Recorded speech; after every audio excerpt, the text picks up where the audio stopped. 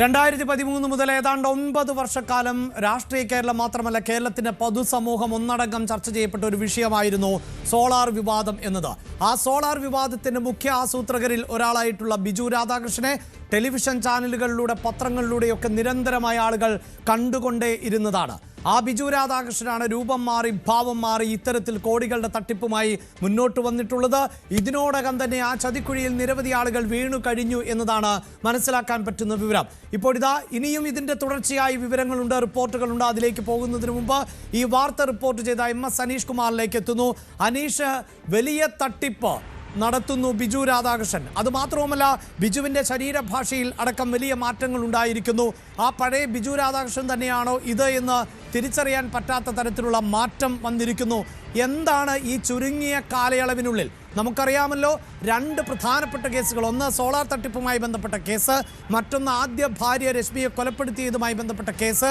ആ സമയത്തടക്കം ജയിൽവാസം, ശിക്ഷ, കോടതി നടപടികൾ, ഇങ്ങനെയൊക്കെയായിരുന്ന ബിജു രാധാകൃഷ്ണൻ നമ്മൾ ചിത്രങ്ങളിൽ കണ്ടിട്ടുണ്ട്, ദൃശ്യങ്ങളിൽ കണ്ടിട്ടുണ്ട്.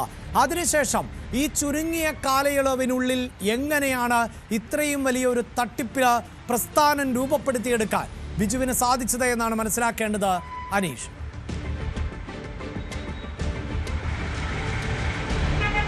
തീർച്ചയായും അതുതന്നെയാണ് നമ്മൾ ഉന്നയിക്കുന്ന ചോദ്യവും. കാരണം ചുരുങ്ങിയ കാലം കൊണ്ടാണ് കൊച്ചിയിൽ അയാൾ തൻ്റെ ഒരു ഓഫീസ് തുടങ്ങുകയും അവിടെ നിന്ന് പ്രവർത്തനം ആരംഭിച്ച് ഇത്ര വിപുലമായൊരു തട്ടിപ്പിലേക്ക് നീക്കുകയും ചെയ്തിരിക്കുന്നത്. നമ്മൾ മുമ്പ് കേട്ട ബിജുവിൻ്റെ വാക്കുകൾ തന്നെയുണ്ട് അദ്ദേഹം നടത്തുന്ന തട്ടിപ്പിൻ്റെ ഒരു ആഴം.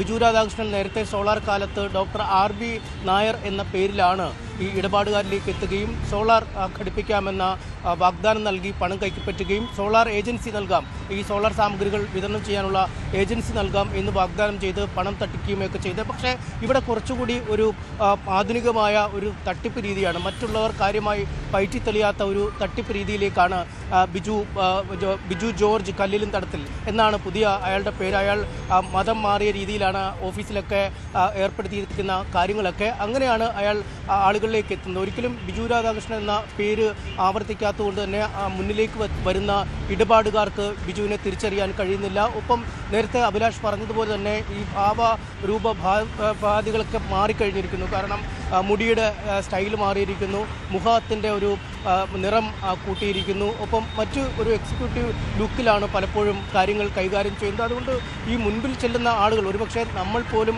ആദ്യം മുന്നിലേക്ക് എത്തിയപ്പോൾ ബിജു രാധാകൃഷ്ണനാണോ മുന്നിലുള്ളത് എന്നതിനെക്കുറിച്ചൊരു സംശയം വരുന്ന രീതിയിലാണ്. പക്ഷേ പിന്നീടാണ് ഇയാളുടെ സംസാരവും മറ്റു കാര്യങ്ങളുമൊക്കെ കണ്ടപ്പോഴാണ് നമുക്ക് മനസ്സിലാക്കാൻ കഴിയുന്നത്. അത്രമേൽ ഒരു വലിയ മാറ്റമാണ് ഇയാളുടെ രൂപത്തിലുള്ളത്. പക്ഷേ കൈവശമിരിക്കുന്ന തട്ടിപ്പിന് ഒരു മാറ്റവും ഇല്ല എന്ന് തന്നെയാണ് അയാളുടെ വാക്കുകളിൽ നിന്നും വ്യക്തമാക്കുന്നത്. കാരണം സംസ്ഥാന സർക്കാരിന് ഈ ഗോത്ര മേഖലകളിൽ ചിലവഴിക്കാൻ പണമില്ലാത്തതുകൊണ്ട് തന്നെ ഗോത്രവർഗ മേഖലയിൽ നടപ്പിലാക്കുന്ന പദ്ധതികൾ ഏറ്റെടുത്ത് നടപ്പാക്കുന്നത് താനാണെന്ന് ഒരു സങ്കോചവുമില്ലാതെ പറയുന്ന സാഹചര്യം.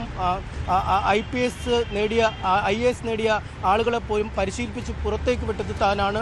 കേരള പോലീസിൽ ജോലി നേടിയ ആൾക്കാർ, PSCയിൽ ജോലി നേടിയ ആൾക്കാർ എന്നിവരെയൊക്കെ താൻ പരിശീലിപ്പിച്ചു വിട്ടിരിക്കുന്നു. അഭിമാനപൂർവ്വം പറയുന്നു. നമുക്കറിയാം, സംസ്ഥാനത്തെ തന്നെ ഏറ്റവും വലിയ ആശുപത്രികളിലൊന്നാണ് അമൃത ആശുപത്രി. അമൃതാനന്ദമയി ഗ്രൂപ്പിനെ കുറിച്ചും നമുക്കറിയാം. അത്തരമൊരു ആശുപത്രി കിട്ടുന്നതിനുള്ള ഫണ്ട് തരപ്പെടുത്തി കൊടുത്തത് താനാണെന്ന് ഇപ്പോഴും അയാൾ പറയുന്നു. 3000 കോടി രൂപ വിദേശത്തു നിന്നും ഇന്ത്യയിലേക്ക് എത്തുമ്പോൾ 1500 കോടി രൂപ കേന്ദ്ര സർക്കാരിന് താൻ നൽകുന്നു. അതിൻ്റെ ശേഷം ലഭിക്കുന്ന 1500 കോടി രൂപയിൽ ബാക്കി തുകയിൽ 60% മാത്രം വിനിയോഗിച്ചാൽ മതി എന്നുള്ള വാഗ്ദാനം ചെയ്യുന്നു.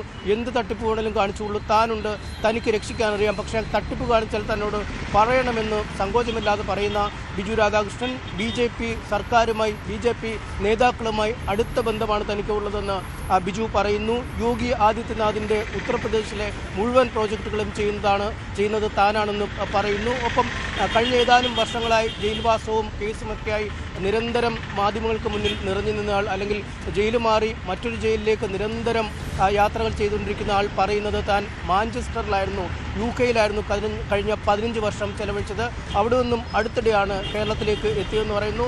കൊല്ലംകാരനായ ആൾ പറയുന്നു തൻ്റെ സഹോദരി ആലപ്പുഴ മുല്ലക്കൽ SP ബ്രാഞ്ചിലെ സീനിയർ മാനേജറാണ്. തൻ്റെ സഹോദരിയുടെ ഭർത്താവ് കൊച്ചിയിലെ ആദായ നികുതിയിലെ ഒരു കമ്മീഷണർ എന്ന ഉന്നത തസ്തികയിലിരിക്കുന്ന ആളാണെന്ന് പറയുന്നു. അങ്ങനെ മുന്നിൽ ചെല്ലുന്ന ആളെ തൻ്റെ ഉന്നത ബന്ധങ്ങളും താൻ ചെയ്ത പദ്ധതികളുമൊക്കെ ചൂണ്ടിക്കാട്ടി മോഹനസുന്ദര വാഗ്ദാനങ്ങൾ നൽകി വീഴ്ത്തുന്ന രീതിയിലേക്ക് തന്നെ മാറുന്നു. നമുക്കറിയാം സോളാർ കാലത്തും ഇതേ രീതിയിൽ തന്നെയുള്ള വാഗ്ധോരണിയാണ് ബിജു രാധാകൃഷ്ണൻ ഉപയോഗിച്ചത്. മുന്നിൽ ചെല്ലുന്ന ആളുകൾ ശരിയാണോ തെറ്റാണോ അല്ലെങ്കിൽ തങ്ങളേത് വലയത്തിലാണ് വീണത് എന്ന് മനസ്സിലാക്കാൻ പോലും കഴിയാത്ത വിധം ബുദ്ധിമുട്ടിയ കാര്യം നമുക്ക് മനസ്സിലാക്കാൻ കഴിഞ്ഞു. എന്തായാലും അതേ രീതിയിലുള്ളൊരു തട്ടിപ്പ് തന്നെയാണ് ഇവിടെയും പ്രയോഗിക്കുന്നത്. കൂടുതൽ ഇരയാവുന്നത് തമിഴ്നാട്ടിൽ നിന്നും കർണാടകത്തിൽ നിന്നും ആന്ധ്രാപ്രദേശിൽ നിന്നുമൊക്കെയുള്ള ആളുകളാണ്. കേരളത്തിൽ നിന്നുള്ള ആളുകളും ഈ തട്ടിപ്പിൽ വീഴുന്നതിന് യാതൊരു ക്ഷാമവുമില്ല. വൈദികരടക്കമുള്ള ആളുകൾ ബിജുവിൻ്റെ തട്ടിപ്പിന് വിധേയരായി ലക്ഷക്കണക്കിന് രൂപ നഷ്ടപ്പെട്ടിരിക്കുന്നെന്നാണ് നമുക്ക് ഈ അന്വേഷണത്തിൽ കണ്ടെത്താൻ കഴിഞ്ഞത്. എന്തായാലും